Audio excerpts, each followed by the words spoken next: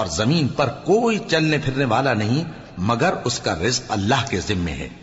وہ اس کے رہنے کی جگہ کو بھی جانتا ہے اور جہاں سونپا جاتا ہے اسے بھی۔ یہ سب کچھ کتاب روشن میں لکھا ہوا ہے، اور وہی تو ہے جس نے آسمانوں اور زمین کو 6 دن میں بنایا، اور اس وقت اس کا عرش پانی پر تھا۔ تمہارے پیدا کرنے سے مقصود یہ ہے کہ وہ تم کو آزمائے کہ تم میں عمل کے لحاظ سے کون بہتر ہے۔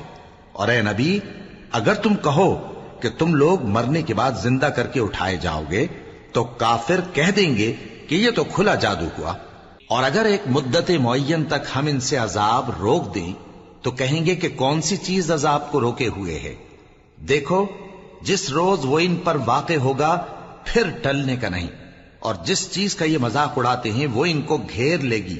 اور اگر ہم انسان کو اپنے پاس سے نعمت بخشیں پھر اس سے اس کو چھین لے تو نا امید اور ناشکرا ہو جاتا ہے۔ اور اگر تکلیف پہنچنے کے بعد آسائش کا مزہ چکھائیں تو خوش ہو کر کہتا ہے کہ سب سختیاں مجھ سے دور ہو گئیں۔ بے شک وہ ہے ہی خوشی میں مست ہو جانے والا، بڑا فخر جتانے والا۔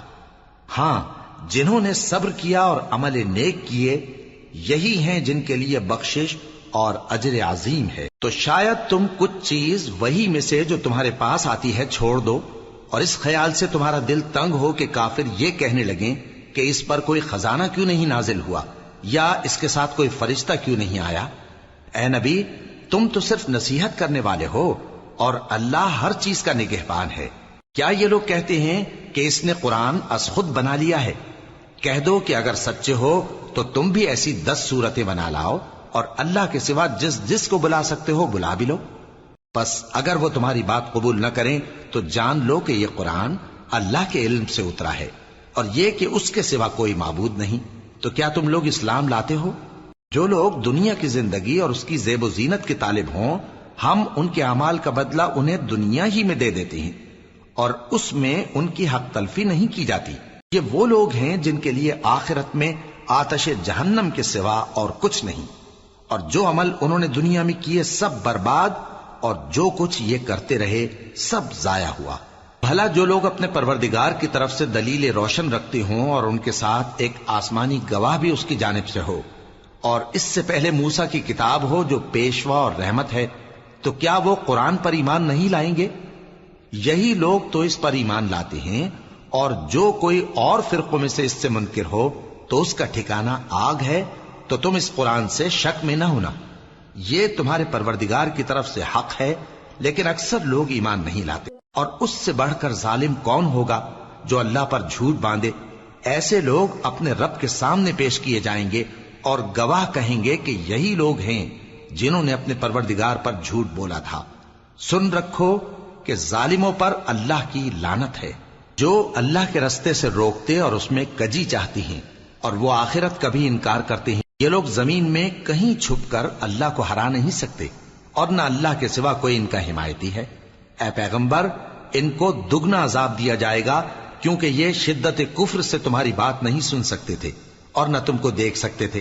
یہی ہیں جنہوں نے اپنے آپ کو خسارے میں ڈالا، اور جو کچھ یہ افترا کیا کرتے تھے ان سے جاتا رہا۔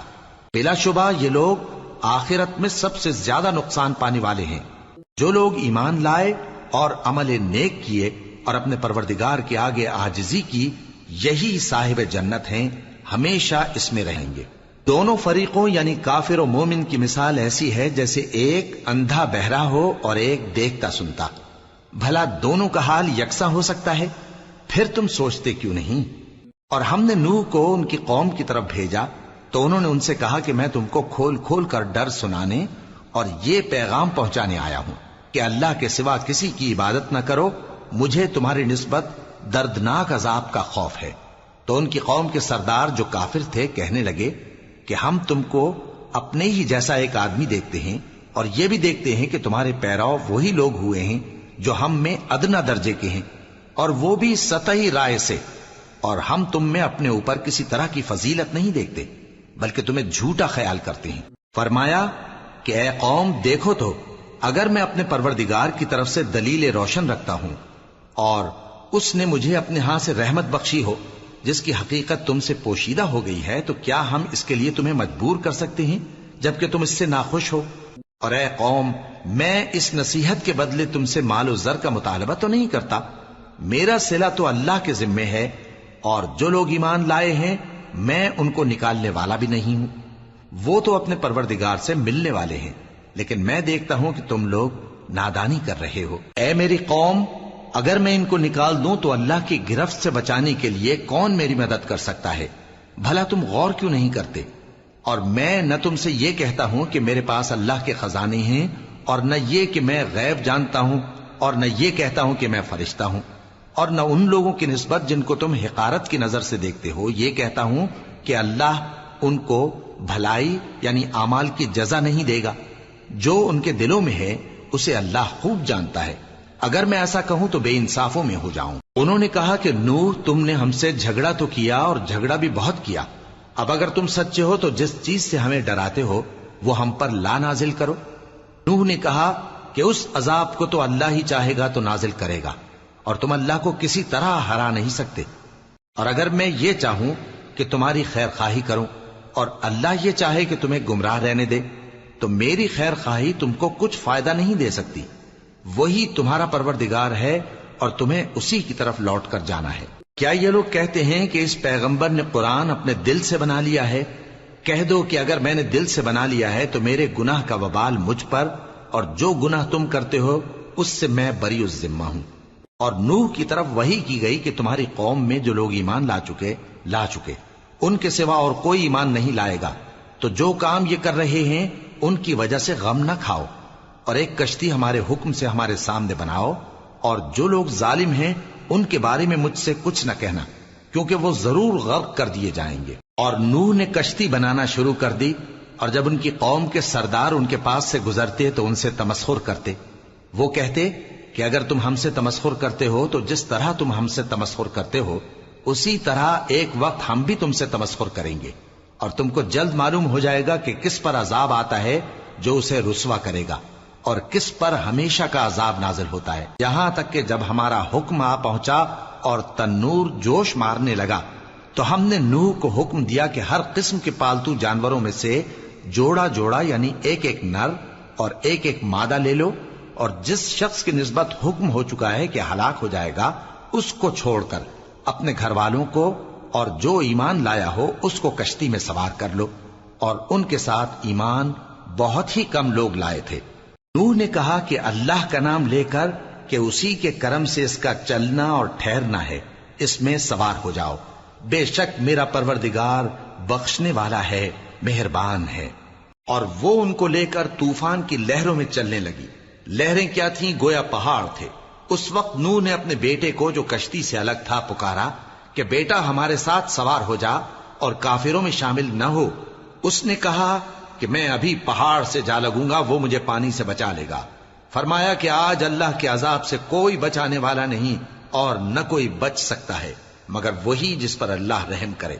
اتنے میں دونوں کے درمیان لہر حائل ہو گئی اور وہ ڈوب کر رہ گیا، اور حکم دیا گیا کہ اے زمین اپنا پانی نگل جا اور اے آسمان تھم جا، اور پانی خشک ہو گیا اور کام تمام کر دیا گیا، اور کشتی کوہ جودی پر جا ٹھہری، اور کہہ دیا گیا کہ بے انصاف لوگوں پر لعنت۔ اور نوح نے اپنے پروردگار کو پکارا اور کہا کہ پروردگار، میرا بیٹا بھی میرے گھر والوں میں ہے، تو اس کو بھی نجات دے، تیرا وعدہ سچا ہے اور تو بہترین حاکم ہے۔ اللہ نے فرمایا کہ اے نوح، وہ تیرے گھر والوں میں نہیں ہے، وہ تو سراسر بد عمل ہے، تو جس چیز کی تم کو حقیقت معلوم نہیں اس کے بارے میں مجھ سے درخواست ہی نہ کرو، اور میں تم کو نصیحت کرتا ہوں کہ نادان نہ بنو۔ نوح نے کہا پروردگار، میں تجھ سے پناہ مانگتا ہوں کہ ایسی چیز کی تجھ سے درخواست کروں جس کی حقیقت مجھے معلوم نہیں، اور اگر تو مجھے نہیں بخشے گا اور مجھ پر رحم نہیں فرمائے گا تو میں تباہ ہو جاؤں گا۔ حکم ہوا کہ نوح ہماری طرف سے سلامتی اور برکتوں کے ساتھ جو تم پر اور تمہارے ساتھ کی جماعتوں پر نازل کی گئی ہیں اتر آؤ، اور کچھ اور جماعتیں ہوں گی جن کو ہم دنیا کے فوائد سے بہرہ مند کریں گے، پھر ان کو ہماری طرف سے عذاب علیم پہنچے گا۔ یہ حالات غیب کی خبروں میں سے ہیں جو ہم تمہاری طرف بھیجتے ہیں، اور اس سے پہلے نہ تم ہی ان کو جانتے تھے اور نہ تمہاری قوم ہی ان سے واقف تھی، تو صبر کرو کہ انجام پرہیزگاروں ہی کا بھلا ہے۔ اور ہم نے قوم عاد کی طرف ان کے بھائی ہود کو بھیجا. انہوں نے کہا اے میری قوم، اللہ ہی کی عبادت کرو، اس کے سوا تمہارا کوئی معبود نہیں. تم شرک کر کے اللہ پر محض بہتان باندھتے ہو. میری قوم، میں اس واعظ و نصیحت کا تم سے کچھ صلہ نہیں مانگتا. میرا صلہ تو اس کے ذمے ہے جس نے مجھے پیدا کیا. بھلا تم سمجھتے کیوں نہیں؟ اور اے قوم، اپنے پروردگار سے بخشش مانگو، پھر اس کے آگے توبہ کرو. وہ تم پر آسمان سے موسلا دھار بارش برسائے گا اور تمہاری طاقت پر طاقت بڑھائے گا. اور دیکھو، گناہگار بن کر روگردانی نہ کرو. وہ بولے ہود، تم ہمارے پاس کوئی دلیل ظاہر نہیں لائے، اور ہم صرف تمہارے کہنے سے نہ اپنے معبودوں کو چھوڑنے والے ہیں اور نہ تم پر ایمان لانے والے ہیں. ہم تو یہ سمجھتے ہیں کہ ہمارے کسی معبود نے تمہیں تکلیف پہنچا کر دیوانہ کر دیا ہے. انہوں نے کہا کہ میں اللہ کو گواہ کرتا ہوں اور تم بھی گواہ رہو کہ جن کو تم اللہ کا شریک بناتے ہو میں ان سے بیزار ہوں. یعنی جن کی اللہ کے سوا عبادت کرتے ہو، تو تم سب مل کر میرے بارے میں جو تدبیر کرنی چاہو کر لو اور مجھے مہلت نہ دو. میں اللہ پر، جو میرا اور تمہارا سب کا پروردگار ہے، بھروسہ رکھتا ہوں. زمین پر جو چلنے پھرنے والا ہے وہ اللہ کے قبضہ قدرت میں ہے. بے شک میرا پروردگار سیدھے رستے پر ہے. اب اگر تم روگردانی کرو گے تو جو پیغام میرے ذریعے تمہاری طرف بھیجا گیا ہے وہ میں نے تمہیں پہنچا دیا ہے، اور میرا پروردگار تمہاری جگہ اور لوگوں کو لا بسائے گا، اور تم اللہ کا کچھ بھی نہیں بگاڑ سکو گے. میرا پروردگار تو ہر چیز پر نگہبان ہے. اور جب ہمارا حکم عذاب آ پہنچا تو ہم نے ہود کو اور جو لوگ ان کے ساتھ ایمان لائے تھے ان کو اپنی مہربانی سے بچا لیا اور انہیں عذاب شدید سے نجات دی. یہ وہی قوم عاد ہے جس نے اللہ کی نشانیوں سے انکار کیا اور اس کے پیغمبروں کی نافرمانی کی اور ہر سرکش و متکبر کا کہا مانا. اور اس دنیا میں بھی لعنت ان کے پیچھے لگی رہی اور قیامت کے دن بھی لگی رہے گی. دیکھو، قوم عاد نے اپنے پروردگار سے کفر کیا، اور سن رکھو، قوم عاد پر پھٹکار ہے جو ہود کی قوم تھی. اور قوم سمود کی طرف ان کے بھائی صالح کو بھیجا تو انہوں نے کہا اے قوم، اللہ ہی کی عبادت کرو، اس کے سوا تمہارا کوئی معبود نہیں. اسی نے تم کو زمین سے پیدا کیا اور اس میں آباد کیا، تو اس سے مغفرت مانگو اور اس کے آگے توبہ کرو. بے شک میرا پروردگار نزدیک بھی ہے اور دعا کا قبول کرنے والا بھی ہے. انہوں نے کہا کہ صالح، اس سے پہلے ہم تم سے کئی طرح کی امیدیں رکھتے تھے، اب وہ منقطع ہو گئی. کیا تم ہم کو ان چیزوں سے منع کرتے ہو جن کو ہمارے بزرگ پوجتے آئے ہیں؟ اور جس بات کی طرف تم ہمیں بلاتے ہو اس کی طرف سے ہم بڑے بھاری شک میں ہیں. صالح نے کہا اے میری قوم، بھلا دیکھو تو، اگر میں اپنے پروردگار کی طرف سے کھلی دلیل پر ہوں اور اس نے مجھے اپنے ہاتھ سے نبوت کی نعمت بخشی ہو، تو اگر میں اللہ کی نافرمانی کروں تو اس کے سامنے میری کون مدد کرے گا؟ تم تو کفر کی باتوں سے میرا نقصان ہی کرتے ہو. اور یہ بھی کہا کہ اے قوم، یہ اللہ کی اونٹنی تمہارے لیے ایک نشانی یعنی معجزہ ہے، تو اس کو چھوڑ دو کہ اللہ کی زمین میں جہاں چاہے چرتی پھرے، اور اس کو کسی طرح کی تکلیف نہ دینا، ورنہ تمہیں جلد عذاب آ پکڑے گا. مگر انہوں نے اس کو کاٹ ڈالا. تو صالح نے کہا کہ اپنے گھروں میں 3 دن اور فائدے اٹھا لو، یہ وعدہ ہے کہ جھوٹا نہ ہوگا. پس جب ہمارا حکم آ گیا تو ہم نے صالح کو اور جو لوگ ان کے ساتھ ایمان لائے تھے ان کو اپنی مہربانی سے بچا لیا اور اس دن کی رسوائی سے محفوظ رکھا. بے شک تمہارا پروردگار طاقتور ہے، زبردست ہے. اور جن لوگوں نے ظلم کیا تھا ان کو چنگھاڑ کی صورت میں عذاب نے آ پکڑا تو وہ اپنے گھروں میں اوندھے پڑے رہ گئے، گویا کبھی ان میں بسے ہی نہ تھے. سن رکھو کہ قوم سمود نے اپنے پروردگار سے کفر کیا، اور سن رکھو قوم سمود پر پھٹکار ہے. اور ہمارے فرشتے ابراہیم کے پاس بشارت لے کر آئے تو سلام کہا. انہوں نے بھی جواب میں سلام کہا. ابھی کچھ وقفہ نہیں ہوا تھا کہ ابراہیم ایک بھنا ہوا بچڑا لے آئے. پھر جب دیکھا کہ ان کے ہاتھ کھانے کی طرف نہیں بڑھتے، یعنی وہ کھانا نہیں کھاتے، تو ان کو اجنبی سمجھ کر دل میں خوف کیا. فرشتوں نے کہا کہ خوف نہ کیجیے، ہم قوم لوط کی طرف ان کے ہلاک کرنے کو بھیجے گئے ہیں. اور ابراہیم کی بیوی جو پاس کھڑی تھی ہنس پڑی.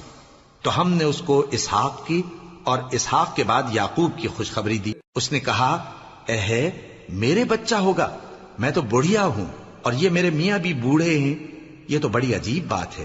انہوں نے کہا کیا تم اللہ کی قدرت سے تعجب کرتی ہو؟ اے اہل بیت، تم پر اللہ کی رحمت اور اس کی برکتیں ہیں، وہ لائق تعریف ہے، بڑا ہے۔ پھر جب ابراہیم سے خوف جاتا رہا اور ان کو خوشخبری بھی مل گئی تو قوم لوط کے بارے میں لگے ہم سے بحث کرنے۔ بے شک ابراہیم بڑے تحمل والے، نرم دل اور رجوع کرنے والے تھے۔ اے ابراہیم، اس بات کو جانے دو، تمہارے پروردگار کا حکم آ پہنچا ہے اور ان لوگوں پر عذاب آنے والا ہے جو کبھی نہیں ٹلنے کا۔ اور جب ہمارے فرشتے لوط کے پاس آئے تو وہ ان کے آنے سے غمناک اور تنگ دل ہوئے اور کہنے لگے کہ آج کا دن بڑی مشکل کا دن ہے۔ اور لوط کی قوم کے لوگ ان کے پاس بے تحاشا دوڑتے ہوئے آئے اور یہ لوگ پہلے ہی سے انتہائی بےہودہ حرکتیں کیا کرتے تھے۔ لوط نے کہا کہ اے بھائیو، یہ جو میری قوم کی لڑکیاں ہیں یہ تمہارے لیے جائز اور پاک ہیں، تو اللہ سے ڈرو اور میرے مہمانوں کے بارے میں مجھے بے آبرو نہ کرو۔ کیا تم میں کوئی بھی شائستہ آدمی نہیں؟ وہ بولے تم کو معلوم ہے کہ تمہاری ان بیٹیوں کی ہمیں کچھ حاجت نہیں، اور جو ہماری غرض ہے اسے تم خوب جانتے ہو۔ لوط نے کہا اے کاش مجھ میں تمہارے مقابلے کی طاقت ہوتی یا میں کسی مضبوط قلعے میں پناہ لے لیتا۔ فرشتوں نے کہا اے لوط، ہم تمہارے پروردگار کے فرشتے ہیں، یہ لوگ ہرگز تم تک نہیں پہنچ سکیں گے، تو کچھ رات رہے سے اپنے گھر والوں کو لے کر چل دو اور تم میں سے کوئی شخص پیچھے مڑ کر نہ دیکھے مگر تمہاری بیوی کے جو آفت ان پر پڑنے والی ہے وہی اس پر بھی پڑے گی۔ ان کے عذاب کے وعدے کا وقت صبح ہے، اور کیا صبح کچھ دور ہے؟ پھر جب ہمارا حکم آیا ہم نے اس بستی کو الٹ کر نیچے اوپر کر دیا اور ان پر پتھر کی تہ بتہ کنکریاں برسائیں جن پر تمہارے پروردگار کے ہاں سے نشان کیے ہوئے تھے، اور وہ بستی ان ظالموں سے کچھ دور نہیں۔ اور مدین کی طرف ان کے بھائی شعیب کو بھیجا تو انہوں نے کہا کہ اے قوم، اللہ ہی کی عبادت کرو کہ اس کے سوا تمہارا کوئی معبود نہیں، اور ناپ اور تول میں کمی نہ کیا کرو، میں تو تم کو آسودہ حال دیکھتا ہوں، اور اگر تم ایمان نہ لاؤ گے تو مجھے تمہارے بارے میں ایک ایسے دن کے عذاب کا خوف ہے جو تم کو گھیر کر رہے گا۔ اور اے میری قوم، ناپ اور تول انصاف کے ساتھ پوری پوری کیا کرو، اور لوگوں کو ان کی چیزیں کم نہ دیا کرو، اور زمین میں خرابی کرتے نہ پھرو۔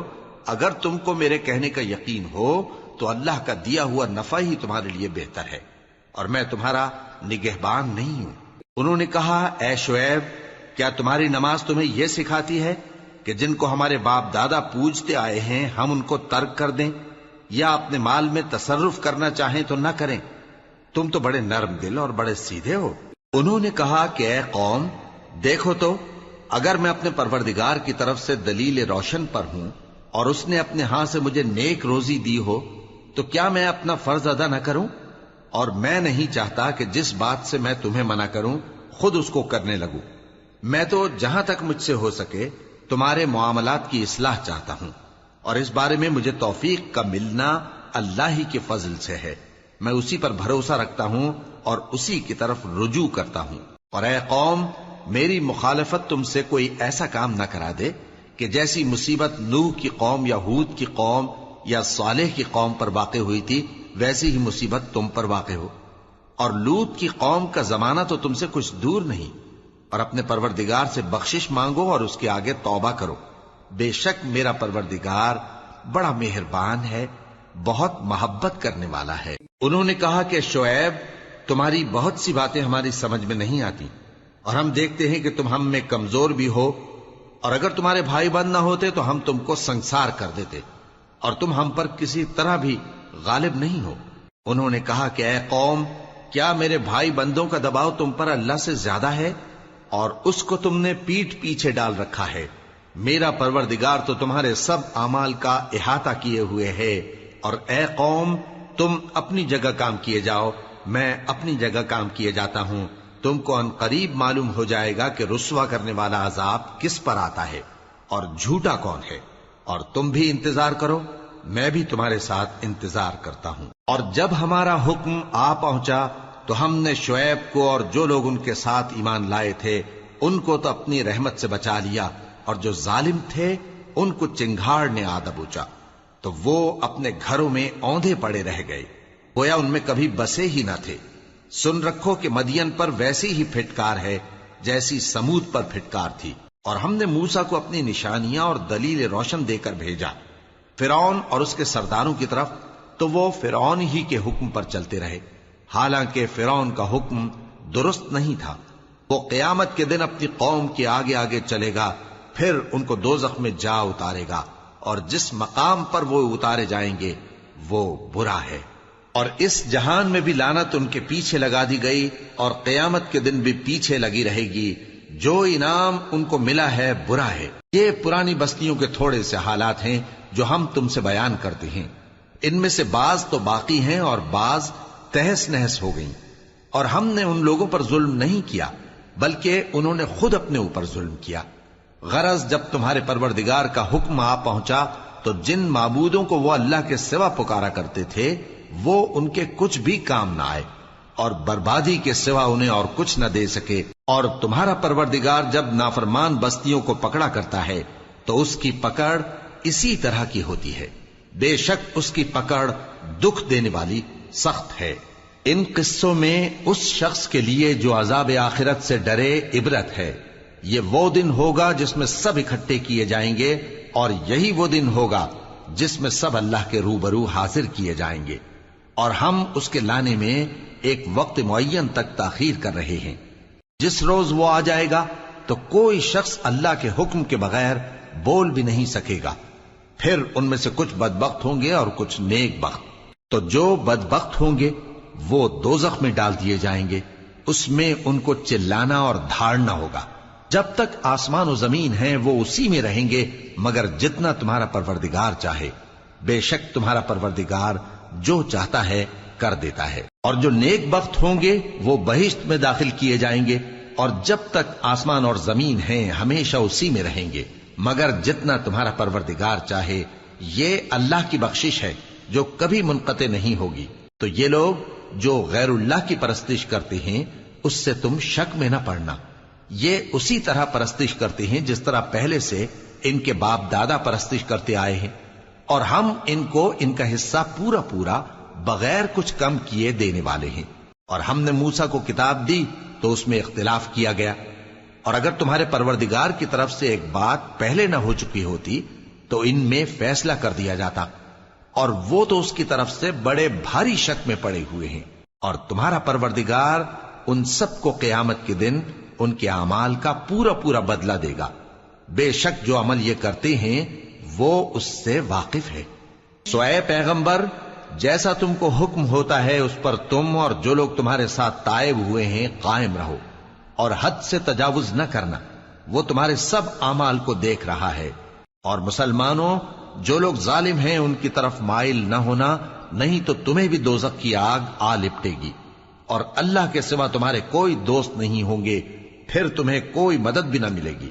اور دن کے دونوں سروں یعنی صبح اور شام کے اوقات میں اور رات کی چند ساعتوں میں نماز پڑھا کرو، کچھ شک نہیں کہ نیکیاں گناہوں کو دور کر دیتی ہیں۔ یہ ان کے لیے نصیحت ہے جو نصیحت قبول کرنے والے ہیں۔ اور صبر کیے رہو کہ اللہ نیکوکاروں کا اجر ضائع نہیں کرتا۔ تو جو امتیں تم سے پہلے گزر چکی ہیں ان میں ایسے ہوش مند کیوں نہ ہوئے جو ملک میں خرابی کرنے سے روکتے؟ ہاں، ایسے تھوڑے سے تھے جن کو ہم نے ان میں سے نجات بخشی، اور جو ظالم تھے وہ انہی باتوں کے پیچھے لگے رہے جن میں عیش و آرام تھا، اور وہ گناہوں میں ڈوبے ہوئے تھے۔ اور تمہارا پروردگار ایسا نہیں ہے کہ بستیوں کو جبکہ وہاں کے باشندے نیکوکار ہوں از راہ ظلم تباہ کر دے۔ اور اگر تمہارا پروردگار چاہتا تو تمام لوگوں کو ایک ہی جماعت کر دیتا، اور وہ برابر اختلاف کرتے رہیں گے، مگر جن پر تمہارا پروردگار رحم فرمائے، اور اسی لیے اس نے ان کو پیدا کیا ہے۔ اور تمہارے پروردگار کا قول پورا ہو گیا کہ میں دوزخ کو جنوں اور انسانوں سب سے بھر دوں گا۔ اور اے نبی اور پیغمبروں کے وہ سب حالات جو ہم تم سے بیان کرتے ہیں ان سے ہم تمہارے دل کو جمائے رکھتے ہیں، اور ان حالات میں تمہارے پاس حق پہنچ گیا، اور یہ مومنوں کے لیے نصیحت اور عبرت ہے۔ اور جو لوگ ایمان نہیں لائے ان سے کہہ دو کہ تم اپنی جگہ عمل کیے جاؤ، ہم اپنی جگہ عمل کیے جاتے ہیں، اور نتیجہ اعمال کا تم بھی انتظار کرو، ہم بھی انتظار کرتے ہیں۔ اور آسمانوں اور زمین کی چھپی چیزوں کا علم اللہ ہی کو ہے، اور تمام معاملات اسی کی طرف رجوع کیے جائیں گے۔ تو اسی کی عبادت کرو اور اسی پر بھروسہ رکھو، اور جو کچھ تم لوگ کر رہے ہو تمہارا پروردگار اس سے بے خبر نہیں۔ شروع اللہ کا نام لے کر جو بڑا مہربان نہایت رحم والا ہے۔ الف لام را، یہ کتاب روشن کی آیتیں ہیں۔ ہم نے اس قرآن کو عربی میں نازل کیا ہے تاکہ تم لوگ سمجھ سکو۔ اے پیغمبر، ہم اس قرآن کے ذریعے سے جو ہم نے تمہاری طرف بھیجا ہے تمہیں ایک نہایت اچھا قصہ سناتے ہیں، اور تم اس سے پہلے بے خبر تھے۔ جب یوسف نے اپنے والد سے کہا کہ ابا، میں نے خواب میں 11 ستاروں اور سورج اور چاند کو دیکھا ہے، دیکھتا کیا ہوں کہ وہ مجھے سجدہ کر رہی ہیں۔ انہوں نے کہا کہ بیٹا، اپنے خواب کا ذکر اپنے بھائیوں سے نہ کرنا، نہیں تو وہ تمہارے حق میں کوئی چال چلیں گے۔ کچھ شک نہیں کہ شیطان انسان کا کھلا دشمن ہے، اور اسی طرح اللہ تمہیں برگزیدہ و ممتاز کرے گا اور خواب کی باتوں کی تعبیر کا علم سکھائے گا، اور جس طرح اس نے اپنی نعمت پہلے تمہارے دادا پر دادا ابراہیم اور اسحاق پر پوری کی تھی، اسی طرح تم پر اور اولاد یعقوب پر پوری کرے گا۔ بے شک تمہارا پروردگار سب کچھ جاننے والا ہے، حکمت والا ہے۔ ہاں، یوسف اور ان کے بھائیوں کے قصے میں پوچھنے والوں کے لیے بہت سی نشانیاں ہیں۔ جب انہوں نے آپس میں تذکرہ کیا کہ یوسف اور اس کا بھائی ابا کو ہم سے زیادہ پیارے ہیں، حالانکہ ہم جماعت کی جماعت ہیں، کچھ شک نہیں کہ ابا کھلی غلطی پر ہیں، یوسف کو یا تو جان سے مار ڈالو یا کسی ملک میں پھینک آؤ، پھر ابا کی توجہ صرف تمہاری طرف ہو جائے گی، اور اس کے بعد تم نیک لوگوں میں ہو جاؤ گے۔ ان میں سے ایک کہنے والے نے کہا کہ یوسف کو جان سے نہ مارو، کسی اندھے کنویں میں ڈال دو کہ کوئی راہگیر اسے نکال کر کسی دوسرے ملک میں لے جائے گا۔ اگر تم کو کرنا ہی ہے تو یوں کرو۔ یہ مشورہ کر کے وہ اپنے والد سے کہنے لگے کہ ابا جان، کیا سبب ہے کہ آپ یوسف کے بارے میں ہمارا اعتبار نہیں کرتے، حالانکہ ہم اس کے خیر خواہ ہیں؟ کل اسے ہمارے ساتھ بھیج دیجئے کہ خوب میوے کھائے اور کھیلے کودے، ہم اس کے نگہبان ہیں۔ انہوں نے کہا کہ یہ امر مجھے غمناک کیے دیتا ہے کہ تم اسے لے جاؤ، یعنی وہ مجھ سے جدا ہو جائے، اور مجھے یہ بھی خوف ہے کہ تم کھیل میں اس سے غافل ہو جاؤ اور اسے بھیڑیا کھا جائے۔ وہ کہنے لگے کہ اگر ہماری موجودگی میں کہ ہم ایک طاقتور جماعت ہیں اسے بھیڑیا کھا گیا تو ہم بڑے نقصان میں پڑ گئے۔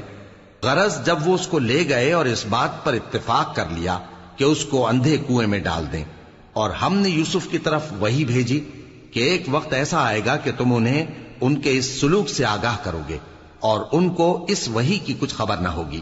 اور یہ حرکت کر کے وہ رات کے وقت باپ کے پاس روتے ہوئے آئے، کہنے لگے کہ ابا جان، ہم تو دوڑنے اور ایک دوسرے سے آگے نکلنے میں مصروف ہو گئے اور یوسف کو اپنے اسباب کے پاس چھوڑ گئے تو اسے بھیڑیا کھا گیا، اور آپ ہماری بات کو گو ہم سچ ہی کہتے ہیں باور نہیں کریں گے، اور ان کے کرتے پر جھوٹ موٹ کا لہو بھی لگا لائے۔ یعقوب نے کہا کہ یوں نہیں ہے، بلکہ تم اپنے دل سے یہ بات بنا لائے ہو۔ اچھا، صبر کہ وہی خوب ہے، اور جو تم بیان کرتے ہو اس کے بارے میں اللہ ہی سے مدد چاہیے۔ اور اب اللہ کی شان دیکھو کہ اس کنویں کے قریب ایک قافلہ آوارد ہوا اور انہوں نے پانی کے لیے اپنا سقا بھیجا، تو اس نے کنویں میں ڈول لٹکایا، یوسف اس سے لٹک گئے۔ وہ بولا، زہے قسمت، یہ تو ایک لڑکا ہے، اور اس کو قیمتی سرمایہ سمجھ کر چھپا لیا۔ اور جو کچھ وہ کرتے تھے اللہ کو خوب معلوم تھا، اور انہوں نے اس کو تھوڑی سی قیمت یعنی مادود چند درہموں پر بیچ ڈالا، اور وہ اس سے بیزار ہو رہے تھے۔ اور مصر میں جس شخص نے اس کو خریدا، اس نے اپنی بیوی سے جس کا نام زلیخا تھا کہا کہ اس کو عزت و اکرام سے رکھو، عجب نہیں کہ یہ ہمیں فائدہ دے یا ہم اسے بیٹا بنا لیں۔ اس طرح ہم نے یوسف کو سرزمین مصر میں جگہ دی، اور غرض یہ تھی کہ ہم ان کو خواب کی باتوں کی تعبیر سکھائیں، اور اللہ اپنے کام پر غالب ہے لیکن اکثر لوگ نہیں جانتے۔ اور جب وہ اپنی جوانی کو پہنچے تو ہم نے ان کو دانائی اور علم عطا کیا، اور نیکوکاروں کو ہم اسی طرح بدلہ دیا کرتے ہیں۔ اور جس عورت کے گھر میں وہ رہتے تھے اس نے ان کو اپنی طرف مائل کرنا چاہا، اور دروازے بند کر کے کہنے لگی، یوسف جلدی آؤ۔ انہوں نے کہا کہ اللہ پناہ میں رکھے، وہ یعنی تمہارے میاں تو میرے آقا ہیں، انہوں نے مجھے اچھی طرح سے رکھا ہے، میں ایسا ظلم نہیں کر سکتا، بے شک ظالم لوگ فلاح نہیں پائیں گے۔ اور اس عورت نے ان کا قصد کیا اور انہوں نے اس کا قصد کیا۔ اگر وہ اپنے پروردگار کی نشانی نہ دیکھتے تو جو ہوتا سو ہوتا۔ یوں اس لیے کیا گیا کہ ہم ان سے برائی اور بے حیائی کو روک دیں۔ بے شک وہ ہمارے چنے ہوئے بندوں میں سے تھے۔ اور دونوں دروازے کی طرف بھاگے، آگے یوسف پیچھے زلیخا، اور عورت نے ان کا کرتا پیچھے سے پکڑ کر جو کھینچا تو پھاڑ ڈالا، اور دونوں کو دروازے کے پاس عورت کا خاوند مل گیا۔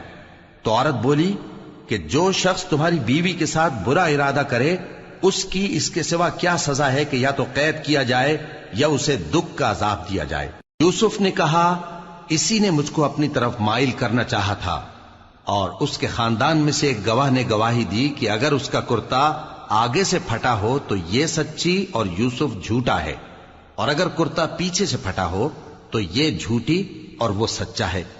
سو جب اس کا کرتا دیکھا تو پیچھے سے پھٹا تھا، تب اس نے زلیخا سے کہا کہ یہ تمہارا ہی فریب ہے، اور کچھ شک نہیں کہ تم عورتوں کے فریب بڑے بھاری ہوتے ہیں۔ یوسف اس بات کا خیال نہ کر، اور زلیخا تو اپنے گناہ کی بخشش مانگ، بے شک خطا تیری ہی ہے۔ اور شہر میں عورتیں گفتگویں کرنے لگیں کہ عزیز کی بیوی اپنے غلام کو اپنی طرف مائل کرنا چاہتی ہے، اور اس کی محبت اس کے دل میں گھر کر گئی ہے، ہم دیکھتی ہیں کہ وہ کھلی گمراہی میں ہے۔ پھر جب زلیخا نے ان عورتوں کی گفتگو جو حقیقت میں دیدار یوسف کے لیے ایک چال تھی سنی، تو ان کے پاس دعوت کا پیغام بھیجا، اور ان کے لیے ایک محفل مرتب کی، اور پھل تراشنے کے لیے ہر ایک کو ایک ایک چھری دی، اور یوسف سے کہا کہ ان کے سامنے آؤ۔ جب عورتوں نے ان کو دیکھا تو ان کا روب حسن ان پر ایسا چھا گیا کہ پھل تراشتے تراشتے اپنے ہاتھ کاٹ لیے، اور بے ساختہ بول اٹھیں کہ اللہ پاک ہے، یہ آدمی نہیں، یہ تو کوئی بزرگ فرشتہ ہے۔ زلیخا نے کہا تو یہ وہی ہے جس کے بارے میں تم مجھے تانے دیتی تھیں، اور بے شک میں نے اس کو اپنی طرف مائل کرنا چاہا مگر یہ بچا رہا، اور اگر یہ وہ کام نہ کرے گا جو میں اسے کہتی ہوں تو قید کر دیا جائے گا اور ذلیل ہوگا۔ یوسف نے دعا کی کہ پروردگار جس کام کی طرف یہ مجھے بلاتی ہیں اس کی نسبت مجھے قید پسند ہے، اور اگر تو مجھ سے ان کے فریب کو نہ ہٹائے گا تو میں ان کی طرف مائل ہو جاؤں گا اور نادانوں میں سے ہو جاؤں گا۔ پس ان کے رب نے ان کی دعا قبول کر لی اور ان سے عورتوں کا داؤں ٹال دیا، بے شک وہی تو سننے والا ہے، جاننے والا ہے۔ پھر باوجود اس کے کہ وہ لوگ ان کی بے گناہی کے نشان دیکھ چکے تھے، ان کی رائے یہی ٹھہری کہ کچھ عرصے کے لیے ان کو قید ہی کر دیں، اور ان کے ساتھ دو اور جوان بھی داخل زندہ ہوئے۔ ایک نے ان میں سے کہا کہ میں نے خواب دیکھا ہے، دیکھتا کیا ہوں کہ شراب کے لیے انگور نچوڑ رہا ہوں۔ دوسرے نے کہا کہ میں نے بھی خواب دیکھا ہے، میں یہ دیکھتا ہوں کہ اپنے سر پر روٹیاں اٹھائے ہوئے ہوں اور پرندے ان میں سے کھا رہے ہیں، تو ہمیں ان کی تعبیر بتا دیجئے کہ ہم تمہیں نیکوکار دیکھتے ہیں۔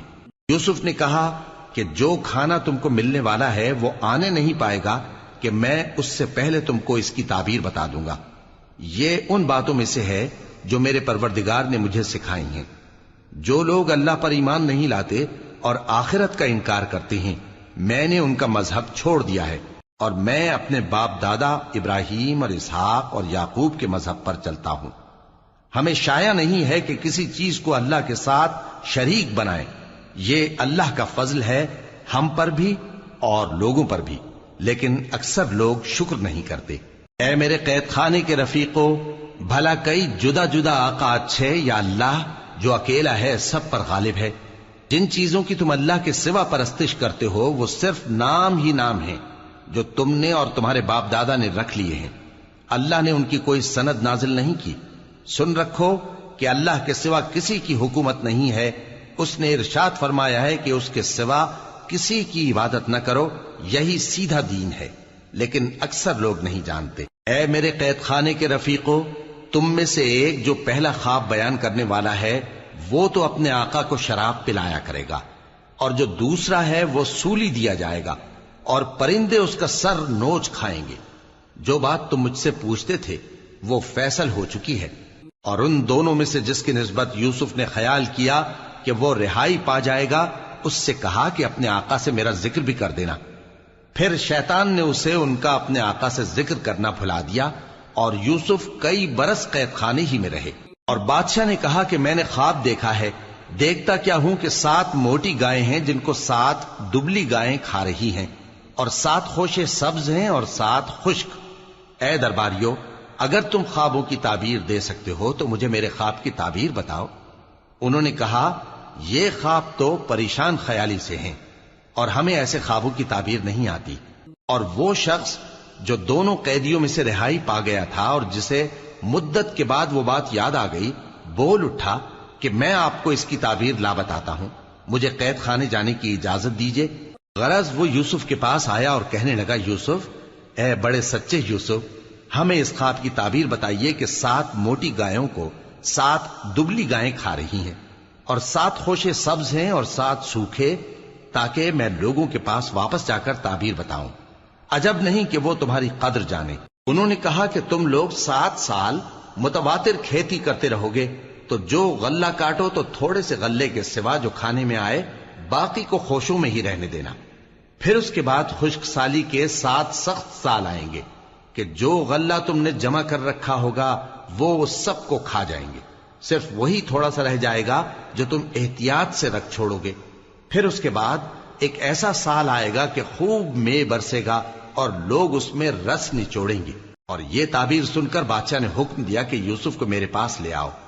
سو جب قاصد ان کے پاس گیا تو انہوں نے کہا کہ اپنے آقا کے پاس واپس جاؤ اور اس سے پوچھو کہ ان عورتوں کا کیا حال ہے جنہوں نے اپنے ہاتھ کاٹ لیے تھے، بے شک میرا پروردگار ان کے فریب سے خوب واقف ہے۔